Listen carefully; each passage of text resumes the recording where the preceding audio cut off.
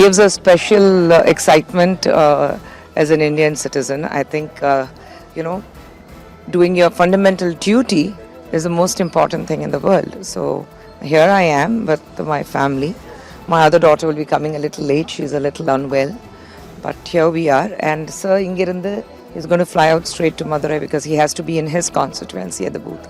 The democracy, the beauty of democracy was still standing. Maybe.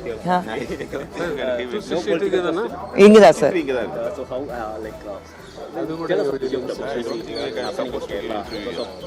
First time voters to the voltage voters, everyone queuing up. I think what's important is the simple message is come out to vote. Who you want to vote for is your prerogative. I'm not going to say that this is what you have to vote for. But I think the first time voters, if you're ready to vote, you should always make அது மாதிரி வாய்ப்பை ஏற்படுத்தி கொடுக்கணுங்கிறது நம்மளுடைய இது. ரெண்டாவது இப்போ என்னை மாதிரி இருக்கிறேன்ல, நான் இப்போ வேற தொகுதியில் போட்டிட்டு எனக்கு இங்கே போட்டுட்டு இப்போ அவசரமாக இந்த மாதிரி போட்டிடுற பிள்ளைகளுடைய வாக்கை வந்து அஞ்சலில் செலுத்துறதுக்கான வாய்ப்பை ஏற்படுத்தி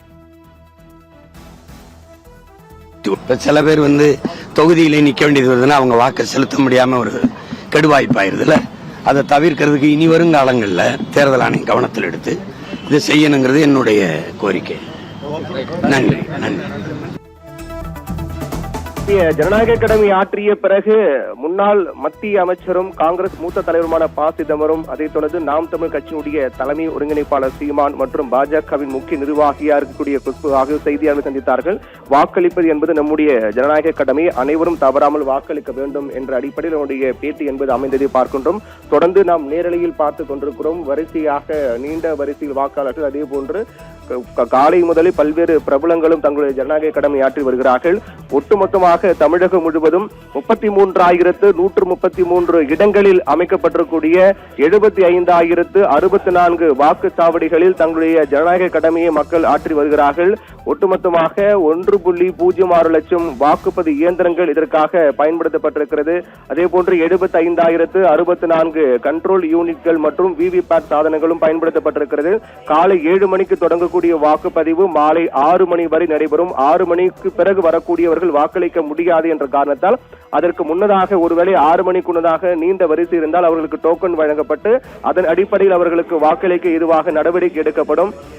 ஏற்கனவே பல்வேறு நடவடிக்கைகள் தேர்தல் பணியில் ஒட்டுமொத்தமாக 3,60,000 பேர் ஈடுபட்டு இருக்கிறார்கள். 83,875 போலீசார் பாதுகாப்பு பணியை மேற்கொண்டு வருகிறார்கள்.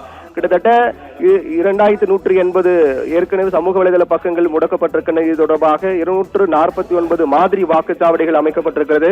325 பெண்கள் வாக்குச்சாவடிகள், 325 பெண்கள் வாக்குச்சாவடிகள், பெண்கள் மட்டுமே அதில் அதிகாரியாக இருக்கக்கூடிய 325 பெண்கள் வாக்குச்சாவடிகள் அமைக்கப்பட்டிருக்கிறது. 71 மாற்றுத்திறனாளிகள் வாக்குச்சாவடி அமைக்கப்பட்டிருக்கிறது.